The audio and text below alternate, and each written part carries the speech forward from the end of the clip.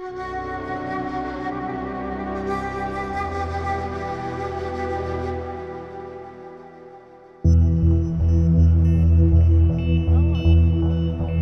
2 o'clock in the morning now. Everybody's woken up and we're packing our gear into our bags, and then we're going to get on the Warriors and start the day. So we're going to be up and about and moving for the next 18, 19 hours at least. So yeah, it's going to be a very, very long day. The soldiers assemble by the Warrior armoured vehicles and begin to mount up. B Company, consisting of Fusiliers, will be dropped outside the village of Yatimshay and hold position.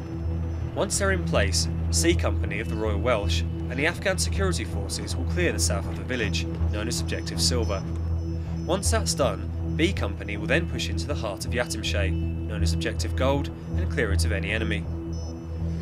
The Warriors head off, and it's not long before reports of insurgent activity begin to filter through.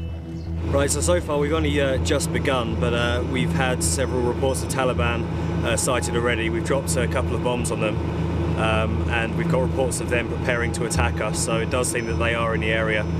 Cramped up in the dark, stuffy back of a Warrior, the soldiers of C Company sit in silence, preparing themselves for what's ahead.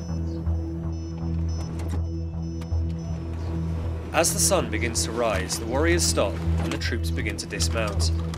They are outside a large compound that they have to clear of any enemy. It's been confirmed that there are no civilians in the area, and therefore the soldiers can go in hard. Get up there! Get up there! Get up there! Get up there! Get up there! Go! A Warrior knocks down part of the compound wall, and the troops are able to enter and begin clearing the buildings of the enemy. So we've reached our first objective at the moment. We're going through the compounds now, clearing them, and then we're going to take up a rooftop position to support the ANSF as they go through their objectives.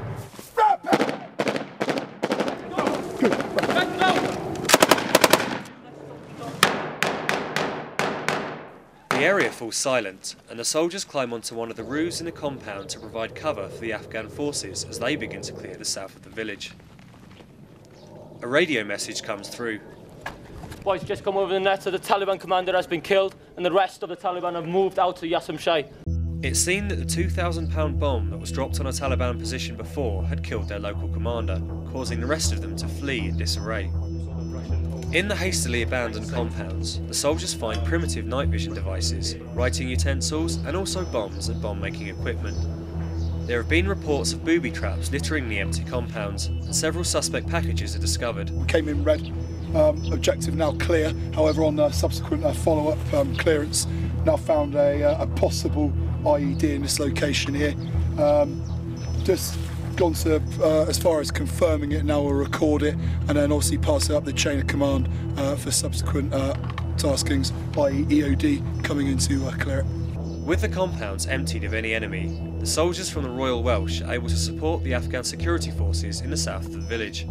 The first part of the operation was a success. Let's go!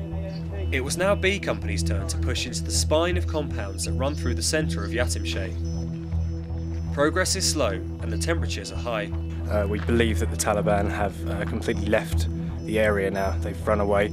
They've been firing some rockets at us, which have obviously been quite inaccurate, but we think that's just a parting shot and that they're gone now. But yeah, it's getting really, really hot now, and we're walking, everybody's carrying a lot of equipment, so it's pretty exhausting at the moment. Although the village is empty of insurgents, the soldiers have to advance carefully. There have been several improvised explosive devices discovered, left by the Taliban to injure people as they pass through the village. While the Afghan security forces aid the Fusiliers in searching compounds, the Taliban can be heard talking to each other on their radios. They can see the soldiers clearing the village, but they can't do anything about it. After several hours of walking, B Company reached the other end of the village. Yatimshay was now empty of any Taliban. The soldiers move into a compound, and once it's been checked for booby traps, they hold position there. Nobody expected for the area to be won so easily. To be honest, this couldn't have worked out better because the threat of overwhelming force of ISAF caused the Taliban to realise they really couldn't cope and to withdraw long before a shot was fired. So all in all, it was an absolute success. Couldn't have gone better. After a long, hard day of marching, the troops are finally able to rest. So far the operation had been met with overwhelming success, but it wasn't finished yet.